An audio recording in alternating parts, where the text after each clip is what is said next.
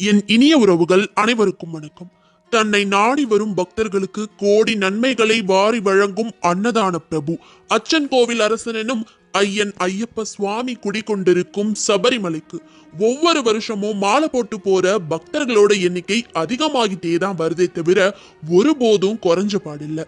தமிழ் மாதங்களில் கார்த்திகை மாதம் ஐயப்பனுக்கு மிகவும் பிரசித்தி பெற்ற மாதம். ஒவ்வொரு வருஷமும் கார்த்திகை முதல் நாளிலிருந்தே ஐயப்பனுக்கு மாலை அணிந்து விரதம் இருக்க தொடங்குவது ஐயப்ப பக்தர்களின் வழக்கம். இந்த வருஷமும் நடை திறக்கப்பட்டு கன்னிசாமிகள் தொடங்கி பல வருடங்களாக சபரிமலைக்கு சென்று திரும்பும் குருசாமிகள் வரை லட்சக்கணக்கான பக்தர்கள் மாலை போட தொடங்கி இருக்காங்க. இந்த விரத காலத்தில் ஐயப்ப பக்தர்கள் செய்ய வேண்டியதும் செய்யக்கூடாததும் என்னென்ன, ஐயப்ப பக்தர்கள் கடைபிடிக்க வேண்டிய விதிமுறைகள் என்னென்ன, ஐயப்ப சுவாமிக்கு எப்படி விரதம் இருந்து மலைக்கு போகணும்னு அனைத்து தகவல்களையும் முழுமையா இந்த ஒரு வீடியோ மூலமா நீங்க தெரிஞ்சுக்கலாம். நீங்க சபரிமலைக்கு மாலை போட்டு ஐயப்பனை தரிசனம் செஞ்சிருக்கீங்களான்னு கமெண்ட் பண்ணுங்க. ஸ்கிப் பண்ணாம வீடியோவை கடைசி வரைக்கும் பாருங்க. இதே போன்று மேலும் பல ஆச்சரியமூட்டும் ஆன்மீக தகவல்களை தொடர்ந்து பெற நம்ம சேனலை சப்ஸ்கிரைப் பண்ணி ஆல் செட் பண்ணிக்கோங்க. வாங்க இப்ப வீடியோக்குள்ள போலாம்.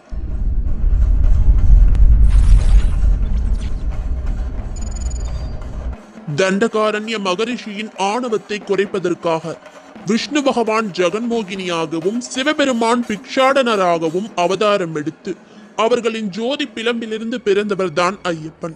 ஹரிக்கும் ஹரனுக்கும் மகனாக பிறந்தவர் ஆனந்தமயமான ஐயப்பன்.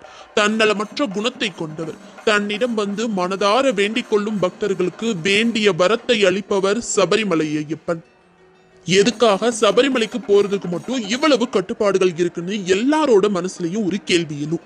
சபரிமலை ஐயப்பன் சன்னிதானம்ங்கிறது மலையின் மேல் இருப்பதால் பல கஷ்டங்களை தாண்டிதான் அந்த இறைவனை நம்ம தரிசனம் செய்ய முடியும். தரிசனத்திற்காக செல்லும் வழியில் ஏற்படும் இடர்பாடுகளை நம்ம தாங்கிக்கிறதுக்காக எடுக்கப்படும் பயிற்சிகள் தான் இந்த கடுமையான விரதம். ஒரு மனிதன் தன்னைத்தானே பக்குவப்படுத்தி கொண்டு ஒழுக்கமாக வாழ்வதற்கு பயிற்சி எடுத்துக்கொள்ளும் காலம்ங்கிறது தான் இந்த விரத காலம். சபரிமலைக்கு மாலை அணிந்து கொண்ட பக்தர்கள் என்னெல்லாம் செய்யணும் செய்யக்கூடாதுன்னு இப்ப தெரிஞ்சுக்கலாம். சபரிமலைக்கு மாலை அணிந்து கொள்பவர்கள் பல வருஷங்களுக்கு முன்னாடி எல்லாம் 60 நாட்கள் விரதத்தை கடைபிடிச்சு வந்தாங்க. 60 நாட்கள் விரதம் இருப்பது ரொம்ப கடினமாக இருந்ததால அதனை ஒரு மண்டலம், அதாவது 48 நாட்களா குறைச்சிக்கிட்டாங்க. ஆனா இப்போலாம் விரதம் இருக்கக்கூடிய நாட்களை அவங்கவுங்க சௌரியத்துக்கு ஏத்த மாதிரி அவங்களே தீர்மானம் செஞ்சுக்கிறாங்க. ஆனால் சபரிமலை ஐயப்பனுக்குன்னு விரதம் இருக்கீங்கன்னா 48 நாட்கள் விரதம் இருந்து போறதுதான் சரியான முறை. வாழ்க்கையில் ஒழுக்கத்தை கடைபிடிக்கவும் உற்சாகத்தை ஏற்படுத்தவும் ஆரோக்கிய வாழ்வு வாழவுமே ஒரு மண்டல விரதம் மேற்கொள்ளப்படுகிறது. சுய கட்டுப்பாடும் இந்த விரதத்தின் ஒரு முக்கிய நோக்கமா இருக்கு. சபரிமலை செல்ல விரும்பும் ஐயப்ப பக்தர்கள் கார்த்திகை மாதம் முதல் தேதி அன்னைக்கு மாலை போட்டுக்குவாங்க. அன்னைக்கு நட்சத்திரம் திதி எல்லாம் பார்க்க தேவையில்லை. எதனாலன்னா குளிர்காலத்தின் தொடக்க நாள் தான் கார்த்திகை முதல் நாள். நம்மளோட உடம்ப அப்போதுல இருந்தே தயார்படுத்திக்கிட்டாதான் குளிர் நிரம்பிய மார்கழி தை போன்ற மாதங்களில் மலை பிரதேசத்தில் நம்முடைய உடல் ஆரோக்கியமாக விளங்குங்கிறத கருத்தில் கொண்டு கார்த்திகை மாதம் முதல் தேதி மாலை போட்டுக்கிறாங்க. சபரிமலை புனித பயணம்ங்கிறது உணர்ச்சிகளின் ஒரு சோதனை தான். மாலையிட்டு மாலை சவிட்டி திரும்பி வரும் வரை பக்தர்கள் எளிய வாழ்க்கையை மேற்கொள்ள வேண்டும். இதுதான் விரதம்னு சொல்றாங்க. ஒரு பக்தன் எப்போ மாலை போட்டுக்கிறானோ அன்னையில இருந்து அவனோட விரதம் ஆரம்பமாகுது. மலை பயணம் செய்து சுவாமியை தரிசிக்க வேண்டும் என்ற அவனுடைய ஆவலை வெளிப்படுத்துவதற்காகவே மாலை போட்டுக்கிறாங்க. இப்படி ஐயப்ப சுவாமிக்கு மாலை போட்டுக்கிறவங்க ஐயப்பனின் உருவம் பொறித்த காசு ஒன்றை எடுத்து துளசி செடியின் வேரிலிருந்து உருவாக்கப்பட்ட மணிகளால் கோர்க்கப்பட்ட மாலையை தான் அணிஞ்சுக்கணும். எதனாலன்னா துளசி மாலை ஸ்ரீமத் நாராயணருக்கு உரியது. விஷ்ணு பகவான் சாந்த குணம் கொண்டவர், கோபமற்றவர். அவருடைய மனமும் உடலும் குளிர்ந்த தன்மை வாய்ந்தது. பார்க்கடலில் ஆதிசேஷனை படுக்கையாக கொண்டு படுத்திருக்கும் பரம தயாநிதி விஷ்ணு பகவான். அவருடைய நினைவாக துளசி மாலை அணியப்படுது. அறிவியல் ரீதியா பார்த்தோம்னா துளசி மாலை அணிவதால் உடல் ஆரோக்கியமா இருக்கும். நோய் நொடிகள் தாக்காது. இருதய பிணிகளும் சுவாச சம்பந்தப்பட்ட எந்த நோய்களுமே தாக்காது. உயர்ந்த மலையின் மீது ஏறும் ஒரு மனிதனுக்கு இது எதுவுமே இருக்கக்கூடாது அப்படிங்கறதாலதான் அந்த வியாதிகளை தீர்த்து வைப்பதற்காக துளசி மாலை அணிஞ்சுக்கிறாங்க. மலை மீது குடிக்கொண்டிருக்கும் ஐயப்பனை தரிசிக்க ஆரோக்கியமும் இருக்கணும். இதை தெரிஞ்சுக்காத சிலர் ருத்ராட்ச மாலை அப்படிங்கிற எலத்தங்கொட்டையில் தயாரிக்கப்பட்ட போலி மாலையையும், போலியான துளசி மாலையையும், பவள மாலையையும், தாமரை இலை மாலையையும் அணிஞ்சுக்கிறாங்க. இந்த மாலை போட்டாதான் சபரிமலைக்கு போக முடியுமா? எதனால மாலை போட்டுக்கணும்னு கேட்டா, மணிகண்டன் கைலாயத்திலிருந்து அனுப்பப்பட்ட போது உயர்ந்த மணிகளினால் கோர்க்கப்பட்ட மாலை ஒன்றை அணிந்து அனுப்பி வைக்கப்பட்டிருக்காரு. இதனாலதான் அவருக்கு மணிகண்டன்கிற பெயரே ஏற்பட்டுச்சு. மாலை அணிந்தவர் அனைவருமே மணிகண்டனோட மறுபிம்பங்கள்னு நினைவூட்டுவதற்காக தான் இந்த மாலை போட்டுக்கப்படுது. துளசி மாலையில் ஐயப்பனின் உருவம் பொறித்த முத்திரை மாலையை நம்மளே போட்டுக்க கூடாது. ஐயப்பன் கோவிலுக்கு போய் அங்க உள்ள அர்ச்சகர்கள் கிட்ட கொடுத்து இறைவன் முன்னிலையில் வைக்கப்பட்டு முறையான பூஜைகள் செஞ்சதுக்கு அப்புறம் தான் அந்த மாலையை நம்ம போட்டுக்கணும். தக்க குருநாதர் கிடைக்காதவங்க இறைவனையே மானசீக குருவாக நினைத்து அவருடைய பிரதிநிதியாக ஆலய அர்ச்சகரை கருதி அவங்க கையால ஐயப்பன் சன்னதியில் இந்த மாலையை போட்டுக்கலாம். யார் நமக்கு மாலை போட்டு விடுறாங்களோ அவங்கள நம்மளோட குருநாதர் அப்படிங்கிறத மறக்க கூடாது. மாலை அணிந்தவுடன் நம்மளால முடிஞ்ச காணிக்கைய அந்த குருநாதருக்கு கொடுக்கணும். உயர்ந்த மணிகளை உடைய மாலையை தர்மசாஸ்தாவின் கழுத்திலே அணிவித்த இந்த நிகழ்ச்சியை ஞாபகப்படுத்துறதுக்காகத்தான் குருமார்களின் கையால் மாலை அணிவிக்கப்படும் சடங்கு ரொம்ப முக்கியமானதா பார்க்கப்படுது. இப்படி ஐயப்பனுக்கு மாலை போட்டுக்கிட்டவங்க அடுத்து தினமும் அதிகாலையிலேயே எழுந்து பச்சை தண்ணீரில் தான் குளிக்க வேண்டும். தினந்தோறும் காலையிலும் மாலையிலும் குளிக்கணும். இதனால உடம்பு சுத்தமாகிறதோடு மட்டுமில்லாமல் உடல் களைப்பும் நீங்கும். இறைவன் முன் உற்சாகத்துடன் பணியில் ஈடுபட முடியும். பக்தர்கள் சபரிமலைக்கு போகும்போது பம்பையில குளிச்சுட்டு தான் தரிசனத்துக்கு போகணும். பம்பையில் தண்ணீர் ரொம்ப குளிர்ச்சியா இருக்கும். அதனால நம் உடம்பானது அதை ஏற்றுக்கொள்ள வேண்டும் என்பதற்காகத்தான் நம்முடைய முன்னோர்கள் இந்த பழக்கத்தை கடைபிடிச்சு வந்திருக்காங்க. உடல்நிலை சரியில்லாதவங்க வெதுவெதுப்பான நீர்ல குளிக்கிறதுல எந்த தவறும் கிடையாது. அடுத்ததான் நெற்றியில் தினமும் சந்தனம் குங்குமம் வச்சுக்கணும். வீட்டில் உள்ள ஐயப்பனின் திருவுருவ படத்திற்கு தினமும் பூக்கள் வைக்கணும். ஐயப்பனுக்கு நெய் தீபம் ஏற்ற வேண்டும். தினம்தோறும் பூஜை செய்யும் போது ஐயப்பனுக்கு சமைச்சுதான் நைவேத்தியம் வைக்கணும் அப்படிங்கிற கட்டாயம் கிடையாது. எச்சில் படாத பழ வகைகளோ அல்லது ஒரு டம்ளர் பால் வச்சு கூட பூஜை பண்ணலாம். காலையிலும் மாலையிலும் 108 சரணம் சொல்லிதான் ஐயப்பனை பூஜை செய்யணும். ஐயப்பன் விரதம் இருக்கும்போது சாப்பிடாம தான் கடைபிடிக்கணும் அப்படிங்கிறதுல எந்த ஒரு கட்டாயமும் கிடையாது. காலையில் பூஜையை முடித்துவிட்டு சாப்பிடலாம். இதே போன்று மாலையிலும் பூஜையை முடித்துவிட்டு உணவருந்தலாம். இப்படி மாலை போட்டுக்கிட்ட காலங்களில் கடுமையான மன விரதத்தையும் உடல் ஒழுக்கத்தையும் கடைபிடிக்கணும். மனம், வாக்கு, காயம் ஆகிய மூன்றினாலும் பெண்கள் மேல் உள்ள இச்சையை தவிர்க்க வேண்டும். வேடிக்கை விளையாட்டுகள் பார்ப்பதை நிறுத்தி நாடகம், கூத்து, திரைப்படத்தை தவிர்க்க வேண்டும். சபரிமலைக்கு வரும் ஐயப்ப சுவாமிகளின் உடைகள் கருப்பு, நீலம், காவி நிறத்தில் இருக்கணும். எதனாலனா கருப்பு வண்ணம் அணிவதால் சனீஸ்வரனையும், நீல வண்ணம் அணிவதால் தர்ம சாஸ்தாவையும், பொன் வண்ணமாக அணிவதால் பரமேஸ்வரனையும், பச்சை வண்ணம் ஸ்ரீமத் நாராயணனையும் திருப்திப்படுத்துமா. இவை தற்காலிக சந்நியாசத்தின் அடையாளங்களா இருந்திருக்கு. காவி நிற உடை என்பது நிரந்தர சந்நியாசத்தின் அடையாளம். காவி கட்டியவன் மீண்டும் இல்லத்துக்கு திரும்ப கூடாது அப்படிங்கிற ஒரு விதியும் இருக்கும். இதை பெரும்பாலும் யாரும் மதிக்கிறது கிடையாது.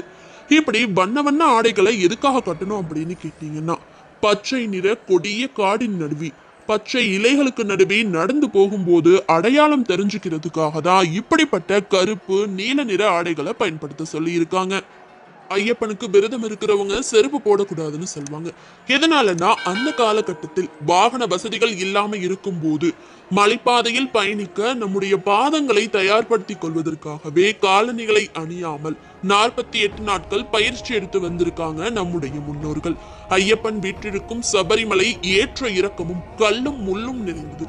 சில நேரம் செங்குத்தான மீட்டிலும், சில நேரம் கிடுகிடு பாதாளத்திலும் ஏறவும் இறங்கவும் வேண்டியிருக்கும். அப்போ செருப்பு போட்டிருந்தா விளைவு விபரீதமாகிடுங்கிறதாலதான் செருப்பு போடக்கூடாதுன்னு சொல்லியிருக்காங்க. இயற்கையான பிடிப்பும் நம்மை கட்டுப்படுத்தும் சக்தியும் செருப்புக்கு கிடையாது. அதனாலதான் செருப்பு போடாம போகணும்னு சொல்லி இருக்காங்க. ஐயப்பனுக்கு மாலை போட்டு விரதம் இருக்கிற இந்த காலத்திலையும் நம்ம செருப்பு போட்டுட்டு இருந்தோம்னா நம்முடைய உள்ளங்கால்கள் ரொம்ப மிருதுவா மாறி இருக்கும். முரட்டு தன்மை கொண்ட கானகத்தில் கல்லையும் முள்ளையும் தாங்கக்கூடிய வலிமை நமக்கு கிடைக்காது. அதனாலதான் காலணிகளையும் குடைகளையும் தவிர்க்கணும்னு சொல்லி இருக்காங்க. விரத காலத்தில் இயற்கையின் சீற்றத்தை சமாளிச்சு கொள்ள நம்ம பழகிட்டோம் அப்படின்னா மலை பயணத்தின் போது எதிர்பாராத நேரிடும் திடீர் மழை, குளிர் காற்றை நம்ம சமாளிக்க முடியும். நம்மளோட உடம்புக்கு எந்தவித கெடுதலும் ஏற்படாது. அதனாலதான் குடை பிடிப்பதையும் காலணி அணிவதையும் தவிர்க்கணும்னு சொல்லி இருப்பாங்க. சபரிமலைக்கு செல்லும் பக்தர்கள் எண்ணெய் தேய்ச்சி குளிக்க கூடாதுன்னு சொல்லுவாங்க. இது எதனாலன்னா, எண்ணெய் தேய்த்து குளிப்பதால் நரம்புகள் தளர்ந்து போகும். இதனால் வழக்கத்திற்கு மீறிய சோம்பேறித்தனமும் தூக்கமும் வந்து குடிக்கொண்டு விடுமா. கண் விழிக்க முடியாத நிலை ஏற்படுமா. பெரும்பாலும் சபரிமலைக்கு போறவங்க இரவு நேரத்திலும் நடக்க நேரிடும். இதனால அதிக சோர்வும் தூக்க கலக்கமும் ஏற்படும். அதனாலதான் விரத நாட்களில் எண்ணெய் தேய்ச்சி குளிக்காம இருக்குது நல்லதுன்னு சொல்லியிருப்பாங்க. அடுத்து, எதனால மாலை போட்டுக்கிறவங்க முடி வெட்டிக்கிறதோ முக சவரமோ செய்யக்கூடாது சொல்றாங்க தெரியுமா? முக திருத்தமும் முடி திருத்தமும் என்னோட அழக மத்தவங்க பார்த்து ரசிக்கணுங்கிறதுக்காக செய்யப்படுது. முடி வளர்ப்பதும் மொட்டை போடுவதும் எனக்கு இந்த உலகத்தின் மீது எந்த பற்றும் கிடையாது. இறைவனை பற்றி மட்டுமே நான் நினைத்து கொண்டிருக்கிறேன் அப்படிங்கிற சிந்தனையை காட்டிக்கிறதுக்காக தான் இப்படி செய்யப்படுது. மொட்டை போடப்பட்ட முகம் எப்படி அழகை இழந்து காட்சி தருமோ அத மாதிரிதான் அடர்ந்த தாடி மீசையும் பார்க்க சகிக்காது. என்னுடைய சிந்தனையை மற்றவர்கள் வேறு திசையில் திருப்பிவிடக் கூடாது அப்படிங்கிறதுக்காக தான் இப்படிப்பட்ட இந்த கட்டுப்பாடு விதிக்கப்படுது. அடுத்து, மது அருந்துபவர்களும் புகைப்பிடிப்பவர்களும் மாலை போட்டுக்கிட்ட பிறகு இதை அறவே விட்டுடணும். எந்த ஒரு பழக்கமா இருந்தாலும் அதை ஒரு மண்டலம் கஷ்டப்பட்டு கடைபிடிச்சிட்டோம் அப்படின்னா அதுவே நமக்கு பழகிடும். தீய பழக்கத்திலிருந்து நம்மை விடுவித்துக் கொள்ளவே இந்த விரத முறைகள் கடைபிடிக்கப்படுது. சிகரெட் பிடிக்கிறதால நரம்புகள் தளர்ந்து போகுது. செய்யத்தகாத செயல்களை செய்ய தோண்டுது. சபரிமலை இருக்கும் இடம் 4 புறமும் பள்ளத்தாக்கால நிறைஞ்சிருக்குது. போதைப் பொருட்களை வழக்கமாய் கொண்டவன் அந்த போதையின் காரணமாக தவறி விழுந்து விடலாம், மலை ஏற முடியாமல் மயங்கி களைத்து விடலாம் அப்படிங்கிறதுக்காக தான் இப்படிப்பட்ட தீய செயல்கள் எல்லாம் தவிர்க்கணும்னு சொல்லியிருக்காங்க. மாலை போட்டுக்கவங்க பகல் நேரத்தில் தூங்கக்கூடாதுன்னு சொல்லுவாங்க. பகல் நேரத்துல தூங்கி பழகிட்டோம் அப்படின்னா இதுவே நமக்கு ஒரு பழக்கமா மாறி மலையில் நடக்கும் போதும் நம்முடைய பயணத்தை தொடர விடாமல் களைப்பையும் சலிப்புடன் கூடிய சோர்வையும் தூக்கத்தையும் ஏற்படுத்திடுமா. அதே மாதிரி இரவு நேரத்திலும் சிறிய துண்ட விரிச்சியை தூங்க பழகிக்கணும். மலை பயணத்தின் போது அதிகமாக சுமைகளை எடுத்துட்டு போக முடியாது. இந்த விரத காலத்திலும் நாம் பாய், தலையணை, போர்வையை வச்சு தூங்கி பழகிட்டா மலைக்கு போகும்போது அதெல்லாம் தூக்கிட்டு போக முடியாது இல்லையா? அதனாலதான் காட்டுல ஒரு துண்டை விரிச்சு படுக்கிறதன் மூலமா கொடிய விஷ ஜந்துக்களின் அபாயத்துல இருந்தும் நம்ம தப்பிக்க முடியுமா? எப்படி தெரியுமா? துண்டல தேல் இருந்துச்சுன்னா உடனே தெரிஞ்சிடும். அதே வேறு ஒரு கனத்த போர்வையில் தேலோ மற்ற ஏதேனும் விஷ ஜந்துக்கள் இருந்தாலோ அதை கண்டுபிடிக்கிறது சிரமம். அதே போன்று மாலை அணிந்திருக்கும் பக்தர்கள் சக பக்தர்களை சந்திக்கும் போது ஐயப்பா என்றும், பெண் பக்தர்களை மாளிகைபுரம் என்றும், சிறுவர்களை மணிகண்டா என்றும், சிறுமிகளை கொச்சி என்னும் அழைக்க வேண்டுமா? எதனாலன்னா ஆண்கள் பகவானின் திருவுருவம் என்றும், பெண்கள் சகோதரிகள் என்றும், சிறுவர்கள் பகவானின் பால் வடிவம் என்றும், சிறுமிகள் தங்கைகள் என்ற உணர்வும் அவங்களுக்கு ஏற்படணுங்கிறதுக்காக தான் இப்படி சொல்லியிருக்காங்க. ஒரு ஐயப்ப பக்தர் மற்றொரு ஐயப்ப பக்தரை சந்திக்கும் போது சுவாமி சரணம்னு சொல்லணும். பேசிட்டு இருக்கும் போதும் இடையிடையே சாமி சரணம்னு சொல்லணும். பேச்சை முடிக்கும் போதும் சுவாமி சரணம்னு சொல்லணும். இதனால பணிவும் பக்தியும் வளருமா. போடப்பட்டிருக்கும் வேஷம் இறைவனுக்குரியது, பேசக்கூடிய பேச்சு இவ்வுலகுக்குரியது. எனவே இறைவனை மறந்துவிடக்கூடிய சூழ்நிலை 2 பேர்ல ஒருத்தருக்காச்சும் உருவாகலாம். அதை போக்குறதுக்காக தான் சாமி சரணம்னு சொல்லியிருக்காங்க. அது மட்டும் இல்லாம இந்த உலகத்தில் உள்ள அனைவரும் இறைவனின் அடியவர்கள் என்பதை அடிக்கடி நினைவூட்டதான் சாமி சரணம்னு சொல்லுவாங்க. பார்க்கும் போதும் பிரியும் போதும் சரணம் சொல்வதும் கடைபிடிக்கப்படுது. துக்ககரமான நிகழ்ச்சிகளில் ஐயப்ப பக்தர்களும் அவருடைய குடும்பத்தை சார்ந்தவங்களும் கலந்துக்க கூடாது. எதனாலன்னா துக்க வீட்டிலிருந்து பரவும் துர்க்கிருமிகள் மலை பிரயாணத்துக்கு தயாராய் உள்ள உடல் நிலையை கெடுத்து விடலாம். அப்படிங்கறதால குடும்பத்தாரிடமும் அந்த கிருமிகள் ஒட்டிட்டு வந்து அவங்களுக்கு தீங்கு விளைவிக்கலாம்ங்கிறதால இது தடை செய்யப்பட்டிருக்கு. மாலை அணிந்திருப்பவரின் வீட்டில் இருக்கும் பெண்கள் பூஜை அறைக்கு செல்ல முடியாத சூழ்நிலை ஏற்பட்டுவிட்டால் அவர்களின் முகத்தினை நேருக்கு நேராக சபரிமலைக்கு மாலை அணிந்திருப்பவர்கள் பார்ப்பதை தவிர்க்கணும். இந்த சமயத்தில் அவர்கள் சமைத்த உணவையும் சாப்பிடக்கூடாது. முடிஞ்ச வரைக்கும் வெளியில தங்கிக்கிறது நல்லதுன்னு சொல்லியிருக்காங்க. பெண்கள் பூப்புனித நீராட்டு விழாவுக்கோ குழந்தை பிறந்த வீட்டிற்கோ மேற்சொன்ன காரணங்களிலாலேயோ போகக்கூடாது. இதே விதமான விளக்கத்தை உள்ளடக்கியே மாத விளக்கான பெண்களை பார்க்க கூடாது அப்படிங்கிற கட்டுப்பாடையும் ஏற்படுத்தி இருக்காங்க. மாத விளக்கான பெண்களை சுற்றி கிருமிகள் இருக்குமா, அதனாலதான் ஐயப்ப சாமிகளை கவனமா இருக்க சொல்லியிருக்காங்க. யோக பட்டை அணிந்து பிரம்மச்சரியத்தை கடைபிடிக்கும் அந்த ஐயப்பனை வழிபட செல்வதற்கு முன்பு சில கடுமையான விரதங்களை மேற்கொள்ள வேண்டியிருக்கும். மலைக்கு செல்வதற்கு முன்பு உங்களால முடிஞ்ச வரைக்கும் வீட்டில் ஒரு ஐயப்ப பூஜை செய்து 10 ஐயப்ப சுவாமிகளுக்காவது அன்னதானம் அளிப்பதென்பது ரொம்பவே சிறந்ததா இருக்கும். எதனாலன்னா அன்னதான பிரபு என்று அழைக்கப்படுபவர் ஐயப்பன். குழந்தை இல்லாதவர்கள் தென்னங்கன்று அல்லது மணி வாங்கி கொடுக்கறதா வேண்டிக்கோங்க. குழந்தை பிறந்த பிறகு இந்த பிரார்த்தனையை நிறைவேற்றுவாங்க. 48 நாட்கள் கடுமையான விரதம் இருந்து சபரிமலைக்கு சென்று விட்டு வந்த பிறகு பிறந்த நிறைய குழந்தைகளுக்கு அந்த ஐயப்பனின் நாமத்தையே பெயரா சுட்டி இருப்பாங்க. இது நம்ம எல்லாருக்கும் தெரிஞ்ச ஒன்றுதான். மனதார அந்த ஐயப்பனை நினைத்து விரதமிருந்து வேண்டிக் கொள்ளும் வேண்டுதல்கள் இன்றளவும் நிறைவேறிட்டு இருக்குங்கிறத நீங்க சபரிமலைக்கு போயிட்டு வந்த பிறகு கண்டிப்பா உணருவீங்க. இப்போ நம்ம பார்த்த அனைத்து விதிமுறைகளுமே ஐயப்ப பக்தர்கள் மலைக்கு செல்லும் முன் கடைபிடிக்க வேண்டிய நெறிமுறைகள். இந்த கட்டுப்பாடுகளை சிலர் தவிர்க்க முடியாத காரணங்களால மீறிடுவாங்க. இதை பார்த்த மற்ற ஐயப்ப சாமிகள் நம்மளும் அப்படி செய்யலாம்னு நினைக்காதீங்க. ஓரிருவர் தவறு செய்தால் அதனால் ஊக்கம் கொண்டு நீங்களும் தவறான பாதையில போயிடாதீங்க. ஐயப்பனை மனதில் நிறுத்தி நல்ல வினைகளை செய்தால் நமக்கு நன்மை கிடைக்கும். கெட்ட வினைகளையும் தீமைகளையும் செய்தால் நம்முடன் வரக்கூடியதும் அந்த கெட்ட வினைகள் தான். இதை மனதில் நிலை நிறுத்தி ஐயப்ப சுவாமியின் விரதத்தை கடைபிடித்து வாங்க. ஐயப்ப சுவாமிக்கு விரதம் இருந்து சபரிமலைக்கு செல்லவிருக்கும் ஒவ்வொரு ஐயப்ப பக்தர்கள் கூடவும் மறக்காம இந்த வீடியோவை ஷேர் பண்ணுங்க. வீடியோ பற்றிய உங்க கருத்துக்களை கமெண்ட்ல சொல்லுங்க. நீங்க இதுக்கு முன்னாடி ஐயப்பனுக்கு விரதம் இருந்து எத்தனை முறை சபரிமலைக்கு போயிருக்கீங்கன்னு கமெண்ட் பண்ணுங்க. சபரிமலைக்கு மாலை போடும்போது கடைபிடிக்க வேண்டிய உங்களுக்கு தெரிஞ்ச மற்ற விரத முறைகளையும் கமெண்ட்ல சொல்லுங்க. உங்களால நாங்களும் மற்ற நண்பர்களும் தெரிஞ்சுக்கிறோம். இந்த கார்த்திகை மாதம் முழுவதும் ஐயப்ப சுவாமியின் வரலாற்றை பற்றிய பல காணொலிகளை நீங்க பார்க்கணும்னு நினைச்சீங்கன்னா நம்ம சேனலை தொடர்ந்து சப்ஸ்கிரைப் பண்ணி இப்போவே ஒரு மெம்பரா ஜாயின் பண்ணிக்கோங்க.